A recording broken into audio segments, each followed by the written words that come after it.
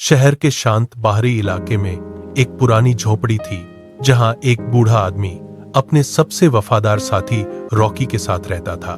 चाहे जंगल में लकड़ी काटना हो या बाजार की भीड़ भाड़, रॉकी की परछाई हमेशा उसके साथ रहती थी।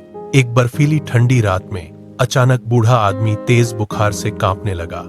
उसने उठने की कोशिश की, लेकिन कमजोरी के कारण उसके पैर लड़खड़ा गए और वह बेजान होकर फर्श पर गिर पड़ा। रॉकी घबराकर पास आया। उसने अपने मालिक का चेहरा चाटा और उसे जगाने की कोशिश की। जब कोई हलचल नहीं हुई तो रॉकी की बेचैनी चीख में बदल गई।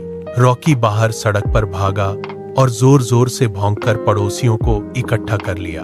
एम्बुलेंस के पीछे दौड़ते हुए वह अस्पताल के द्वार पर पत्थर की तरह जम गया। जब डॉक्टर ने बाहर आकर कहा कि मालिक अब सुरक्षित हैं, तभी रॉकी ने राहत की सांस ली और वहीं बरामदे में गहरी नींद सो गया।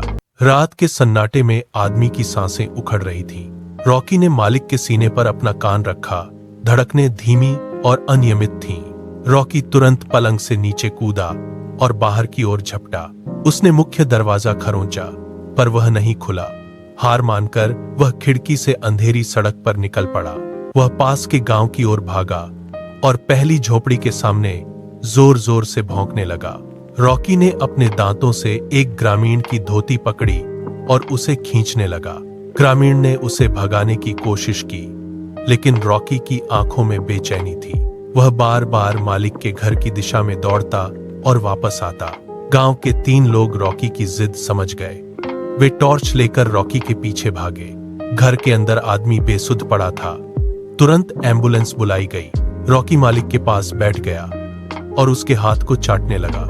जब तक स्ट्रेचर नहीं आया, वह वहां से 1 इंच भी नहीं हिला। रात के सन्नाटे में घड़ी की सुइयां 2 बजा रही थीं।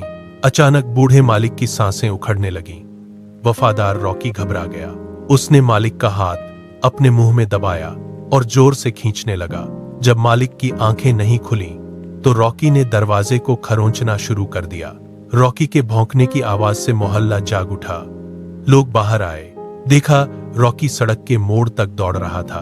उसने लोगों के कपड़ों को दांतों से पकड़ा और उन्हें घर की ओर खींचने लगा। लोग उसके पीछे भागे। अंदर मालिक फर्श पर बेसुध थे। डॉक्टर ने कहा कि समय पर आने से जान बच गई।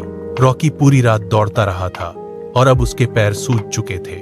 सुबह की पहली किरण के साथ वह अस्पताल के बाहर ही गिर पड़ा। रॉकी की आखिरी सांस उसके मालिक की जीत बनकर हवा में विलीन हो गई।